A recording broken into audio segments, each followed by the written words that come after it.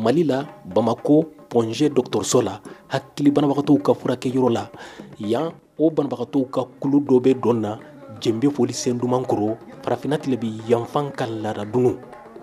u bɛ ɲɛnajɛ la a bɛ komi u bɛ kɛlɛ fana la Mamadu Jara ye banabagatɔ dɔ ye a bɛ kule la a ɲɔgɔn banabagatɔ kun na hakili banabagatɔw ka kulu bɛ laada ɲɔgɔnlɔnbɔ min kɛ a bɛ komi ɲɔgɔnlɔnbɔlaw ka jɛkulubaw b'a kɛ cogo min na Mali la bamananw fɛ u bɛ ka dɔnkiliw ni dɔnw kɛ. Ne ma deli ka catiri bɔ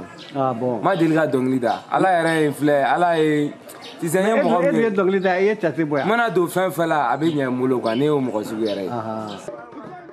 yan Ponge ɲɔgɔnlɔnbɔ ye feere ye ka hakili banabagatɔw dɛmɛ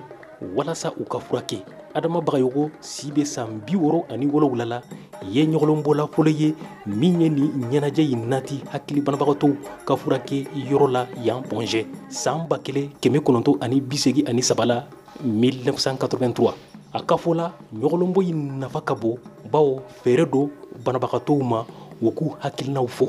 D'abord, je vais parler de la maladie mentale. Elle intervient au moment où... Mais kuma fɔlɔ hakilina bana kan sabula ni o kun ɲɛsɛnni ma i bɛ kɛ den kɛrɛfɛ de maaw b'i wele ko fatɔ nka kɔtɛba sira fɛ an bɛ kuma di o maaw ma an bɛ maga ɲɔgɔn na an bɛ dɔnkɛ ɲɔgɔn fɛ an bɛ yɛlɛ ɲɔgɔn fɛ wa o de ye kɔtɛba yɛrɛ nafa ye.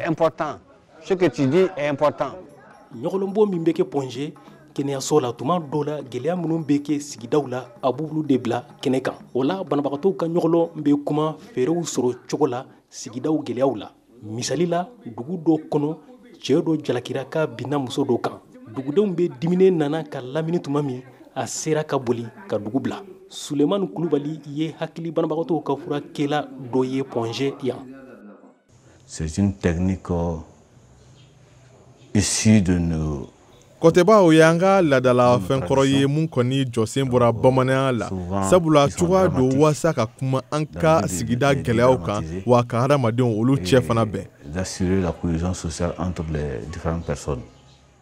Mali jamanadenw hakɛw ye mɔgɔ miliyɔn 20 ni ko de ye o kɔnɔ dɔgɔtɔrɔ minnu bɛ hakilibana furakɛ u hakɛ ye mɔgɔ 50 ye jamana mun bɛ kɔnɔ diɲɛ tɔnba kɛnɛyako kama n'o ye Organisation mondiale de la santé ye ka jateminɛ sɛbɛnw y'a jira cogo min na san 2022 la a jirala ko tuma dɔ la hakilibana bɛ mɔgɔ minnu na u bɛɛ kɛ kɛrɛfɛdenw de ye Mali la o kama ɲɔgɔnlɔnbɔ in kɛra feere ɲumanba de ye Mamadu Jara n'a tɔɲɔgɔnw ma u ka se ka kɛnɛya sɔrɔ walasa u fana k'u yɛrɛ ye diɲɛ taabolo la.